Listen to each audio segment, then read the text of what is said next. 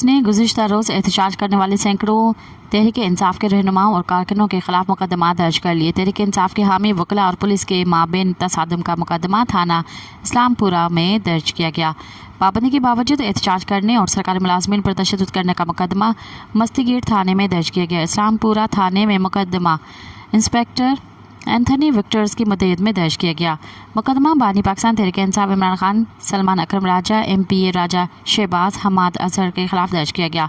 FIR ज़मीर Ahmad छेडो, advocate Shabir गुजर, मुसरत चीमा, शेख इम्तियाज़, अली इम्तियाज़ वड़ाइजी, सईद सिंधु, नदीम अब्बास, इफ़ज़ाल अजीम, गुलाम मोहिउद्दीन दीवान समेत 200 वकला और कारकुनों के खिलाफ मुकदमा दर्ज किया गया है। मज़ीद ख़बरन ऐं तफ़सीलात लाइ विज़िट कयो असांजी वेबसाइट www.awamiNewsHD.com ऐं ॾिसंदा रहो अवामी न्यूज़ HD।